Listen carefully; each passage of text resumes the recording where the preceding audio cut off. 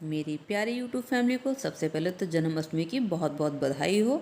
तो जन्माष्टमी पे हम बनाते हैं धनिया की पंजीरी, जो कि भगवान को बहुत पसंद है। तो चलिए झटपट से बना लेते हैं धनिया की पंजीरी, जिसके लिए यहाँ पर मैंने थोड़ी सी तैयारी कर ली। मैंने आधी कटोरी छोटी ले ली है धनिया, थोड़ी सी किशमिश ले लिए, थोड़े से काजू हैं, थोड़े से बादाम हैं। ड्राई फ्रूट थोड़े ज़्यादा ही लिए मैंने, क्योंकि बाद में हम मीठा भी बनाएंगे। और यहाँ पे 2 चम्मच पिस्ता ले लिए हैं।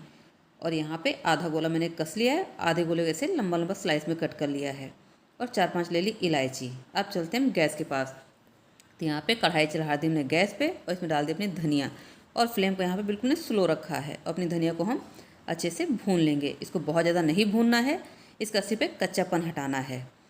और ज़्यादा भूनने से कलर इसका चेंज हो जाएगा। तो यहाँ पर मैंने 2 से ढाई मिनट ही अपनी धनिया को भूना है, और इसको निकाल लेते हैं। और इसी कढ़ाई में डाल देते हैं हम 1 चम्मच घी, और इसमें डाल देंगे अपने हम बादाम। बादाम को हम 1 मिनट अच्छे से भून लेते हैं पहले। तो 1 मिनट में बादाम को भून लिया है। अब इसी में डाल देते हैं अपने हम काजू को, क्योंकि बादाम को भूनने में थोड़ा सा टाइम लगता है। तो काजू डाल के इसको बहुत ज़्यादा नहीं भूनेंगे, इसको सिर्फ एक हल्का सा सुनहरे कलर आने तक की भून लेते हैं।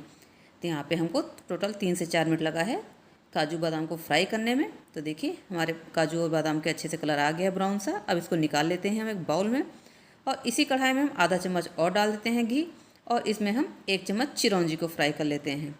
चिरौंजी फ्राई करके निकाल लिए हैं। अब इसमें ही डाल देंगे हम 2 चम्मच पिस्ता। तो पिस्ते को भी हम फ्राई करके निकाल लेते हैं, लेकिन यहाँ पे सब कुछ हम फ्राई कर रहे हैं लो फ्लेम पे ही। तो यहाँ पे पिस्ता हमारा को बड़े से फ्राई हो गया है, इसको भी निकाल लेते हैं। कोई भी चीज़ यहाँ पे बहुत ज़्यादा आपको फ्राई नहीं करनी है। और अब इसी कढ़ाई में हम 1 चम्मच घी डाल के इसमें डाल देते हैं आधी कटोरी किशमिश। और किशमिश को हम फ्राई कर लेते हैं अच्छे से, जब तक किशमिश में फूल के मोटी मोटी नहीं हो जाती हैं। तो देखिए हमारी किशमिश कितनी बढ़िया से फ्राई हो गई है। और अब इसी कढ़ाई में हम 1 चम्मच भर के घी डाल देते हैं, और इसी में डाल देंगे हम 2 कटोरी मखाना। तो मखाने को हमें भूनने में थोड़ा सा टाइम लगेगा, क्योंकि मखाना हमारा थोड़ा सा टाइम लेता है भुनने में। तो इसको यहाँ पे हम लो फ्लेम पे ही 5 से 6 मिनट तक ही फ्राई कर लेंगे, ताकि हमारे मखाने बिल्कुल से क्रिस्पी क्रंची हो जाएं। तो ये देखिए हमने यहाँ मखाने को भी 5 से 6 मिनट फ्राई कर लिया है। और इसको भी निकाल लेते हैं प्लेट में। और कढ़ाई में आधा चम्मच घी डाल के पहले हम इसमें डालेंगे गरी की स्लाइस। इस स्लाइस को थोड़ा फ्राई होने में टाइम लगेगा। तो 1 मिनट में स्लाइस को फ्राई कर लिया है। और इसमें डाल दिया हमने जो हमने कद्दूकस करके नारियल रखा था।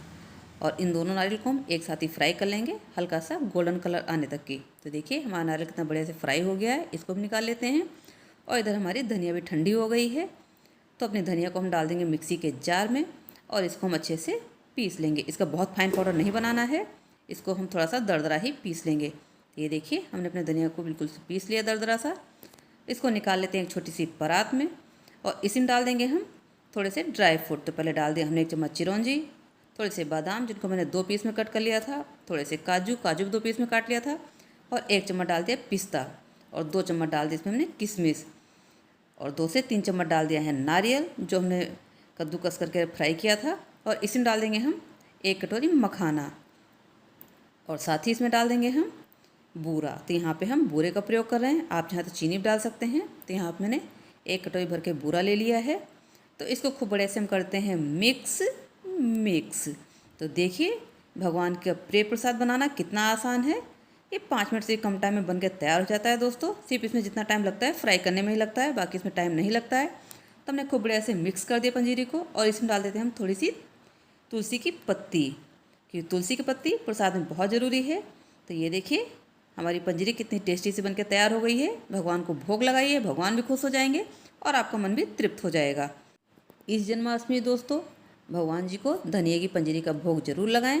अगर आप लोगों को मेरी रेसिपी ज़रा भी अच्छी लगती है तो प्लीज़ मेरे चैनल को लाइक शेयर सब्सक्राइब करें, लेकिन ऐसे प्रसाद बना के भगवान को भोग लगाएं। Thank you.